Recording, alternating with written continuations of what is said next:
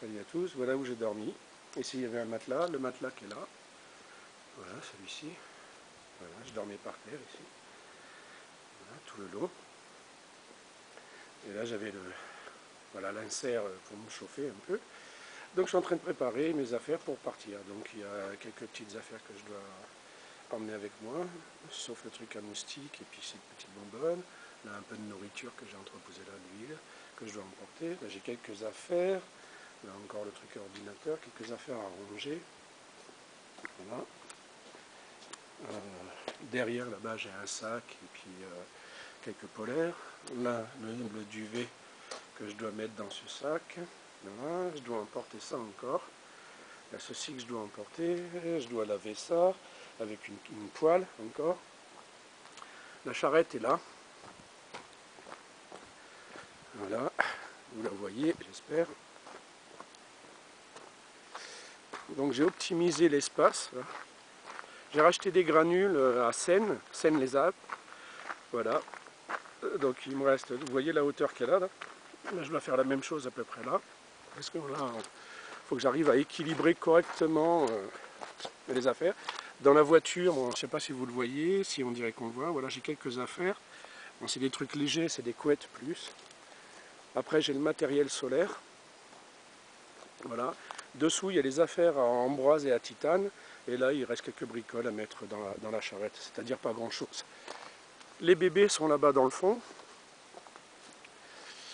Voilà, je les ai attachés avec 2 cordes. Je leur ai fait 2 longueurs. Comme ça, ils ont plus de 70 mètres de long pour se déplacer. Ce qui est plutôt sympa. Et ils ont accès à la rivière. Voilà, je vais vous les montrer pour...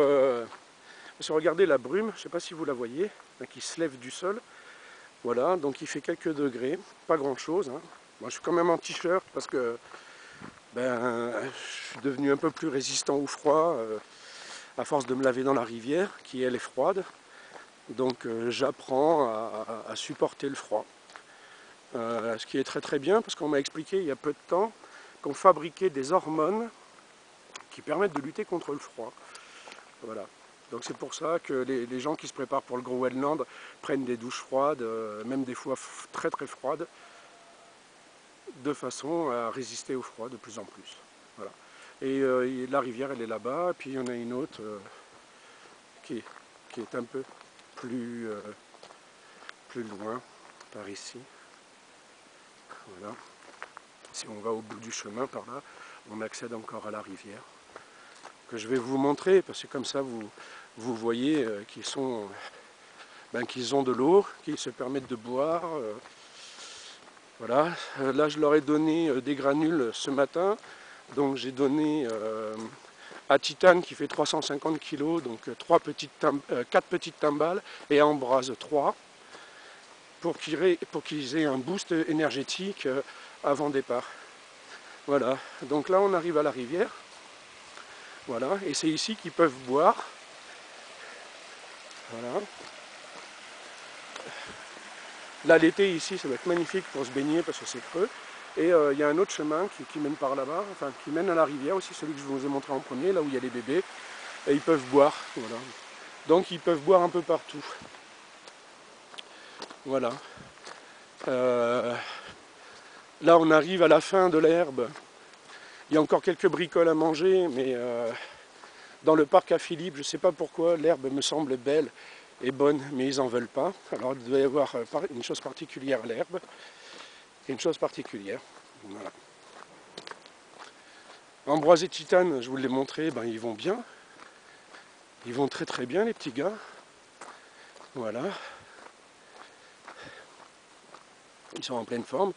Là il y a Ambroise qui mange, titane qui lui se dort la pilule au soleil. Enfin lui il se réchauffe. Hein. Est-ce que je peux vous les montrer? Ben, voilà. Voilà. Vous voyez, regardez comment il est. Ben, j'ai espéré qu'il fasse du muscle et qu'il maigrisse un peu.